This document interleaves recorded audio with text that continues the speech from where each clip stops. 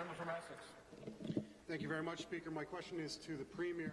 Speaker, the Premier is slashing services because Liberal scandal and incompetence has left the Premier scrambling to pay the bills. Does the Premier think the way to pay for Liberal waste is to close childcare centres, slash $500 million out of education, and close neighbourhood schools all across our province? Premier.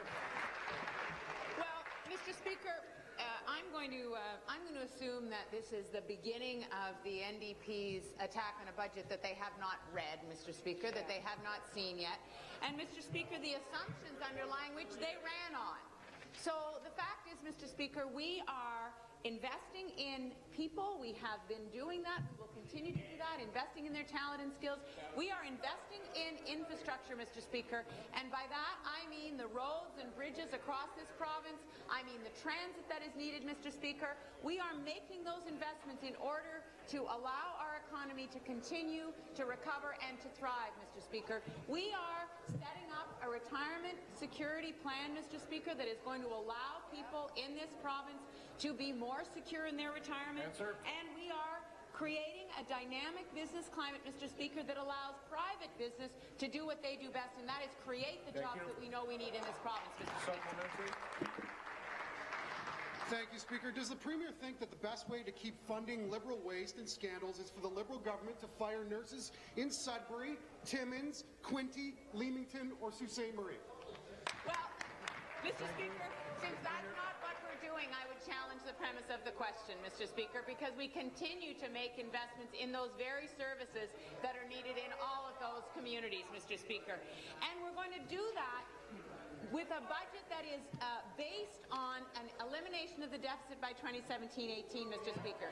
So this fantasy or this myth that the NDP wants to propagate that somehow, Mr. Speaker, we are not making those investments and somehow we are not supporting the services that people need is just not the case, Mr. Speaker. That is the plan. That is the plan we brought in our last budget, Mr. Speaker. That's the plan that we are executing, and that is the plan that we will continue to implement, Mr. Speaker, when we bring our budget forward this spring. Speaker, that's exactly what we're afraid of, is the last budget being repeated. Speaker, Ontarians have seen firsthand that privatizing hydro generation and deregulation in the late 90s and early 2000s has shot our bills through the roof, and even Liberals said that privatizing the Minister of Economic Development, come to order. Now the Premier is planning to privatize even more hydro assets that Ontarians own. Does the Premier really believe that a fire sale today is the solution to a problem created by a fire sale 15 years ago and compounded by 10 years of Liberal incompetence? Mr. Speaker, I just want to be clear because this is a very important gambit and it's going to come up over and over and over again. Let me be clear. I have said and we have said clearly that we are going to invest in transit and transportation infrastructure across this province. That is a commitment and we are going to remain true to that, Mr. Speaker. Having said that, we ran on a plan that would review the assets that are owned by the people of Ontario. We ran on that plan, Mr. Speaker, and they ran on that plan. They ran on the same assumptions that we ran on, Mr. Speaker. That was part of their platform. So, Mr. Speaker, we are doing that review.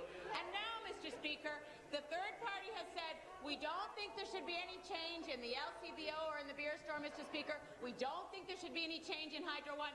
Basically what they're saying is, Mr. Speaker, we don't think you should invest in transit because we don't think anything should ever change. Well, that's not our position, Mr. Speaker.